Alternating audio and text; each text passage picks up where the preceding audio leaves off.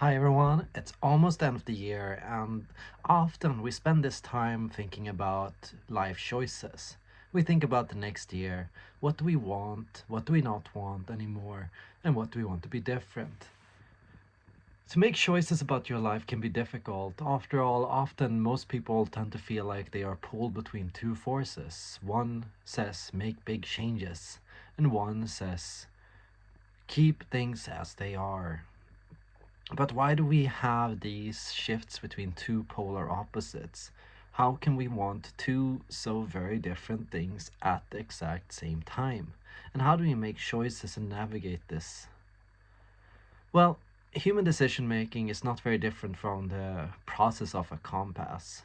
You know what makes a compass work is that there is a strong North Pole and a strong South Pole, and this pole of magnetism starts to make the compass spin and helps us set a direction. Now, how to approach decision making? Imagine you're thinking about moving to Japan, and you're also thinking about, for example, getting a job in your hometown where you live. And you think, okay, what should I do? Well, in this kind of decision, it can feel annoying that there are these two polar opposites. How can I want to both do this and to also do that? Of course, you can't make both choices. You're going to have to find a way around it. But I think in this time we should also be grateful for the fact that we have these two sides within us. Be grateful for the fact that there is a part of you that yearns for freedom and chaos, while at the same time there is a part of you that yearns for stability. And reconcile and appreciate the fact that this means that even if you choose for freedom, you're going to find a way to create stability with that choice. Similarly, even if you do choose to let things stay the way they are and to focus on your home or your present or your surroundings right around you do always have the option for chaos and freedom in your daily life wherever you are and wherever you go. This pull will never stop because no matter which choice you make, the other pull will still be there and will always make itself visible in some ways. It's also important to know that when you are pulled between these two forces, you're often called to make a third choice. These two forces help you kind of outline and navigate yourself in your life and your own consciousness. They make it possible for you to have a consciousness in the first place, because consciousness would not be able to exist without this kind of a tug in two different directions. This is what allows the circle to expand inside your mind instead of contract or collapse on itself. So imagine if you only had one of these forces in your life. Imagine what would happen to your consciousness, to your awareness. Anything you'd want would turn into an obsession, and that obsession would rip through everything that you do.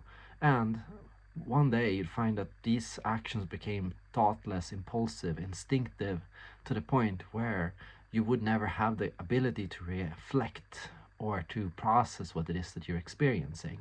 It's only because you have this polar tug in yourself that reminds you that you also want the opposite, that it's possible for you to build up an introspective mind and self reflection and contemplation.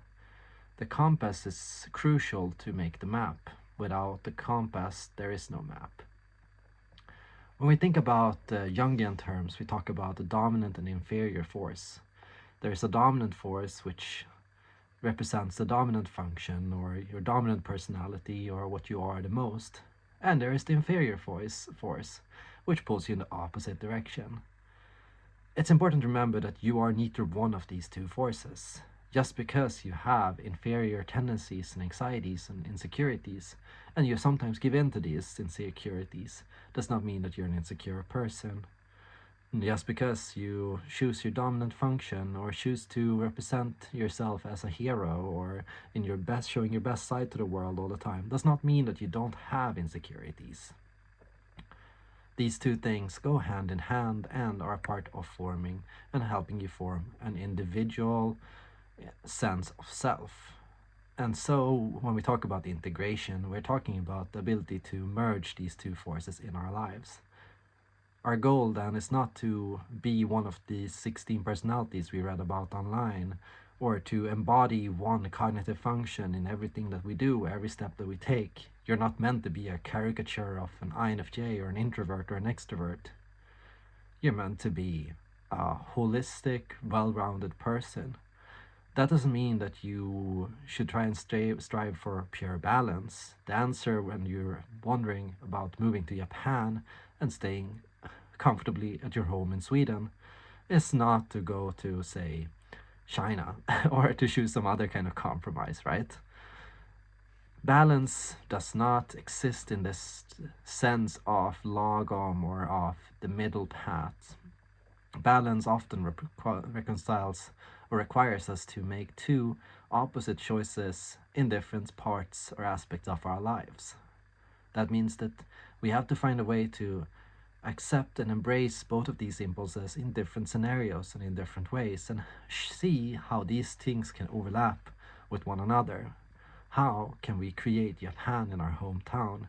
How can we maintain a piece of who we are while we travel or choose to cross to another continent? What are the choices that you're pondering about this Christmas, this New Year's? What changes are you thinking about making in your life? And what are the two different forces in your life? Can you see your own personality in some of these forces? And what parts of your personality can you see in both of these two forces? Personally, the choices that I often ponder have to do with choosing for myself and for my own happiness and allowing myself to have my own creative process and to engage in my own hobbies and my own inspiration, even if it doesn't make any money, and choosing between career prospects and ambition and work.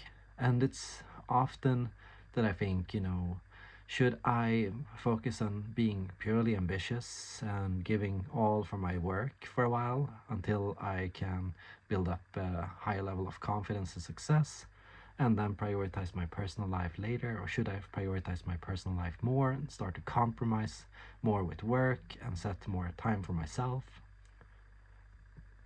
I find that it's important to maintain a connection to yourself no matter what you do, and I think that I would lose myself if I only gave myself to work.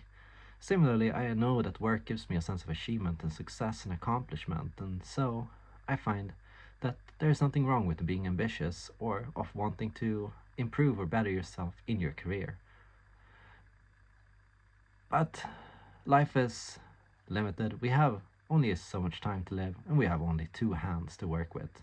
So most of the time, we have to do things on an everyday basis. While I try to make long-term goals, and while I tend to be consistent in following through with them for the most part, on the whole, the only way to achieve a big vision for your future is focusing on your two hands and what's right in front of you and doing the work that you need to do today. Thank you so much for watching, and see you all in the next video.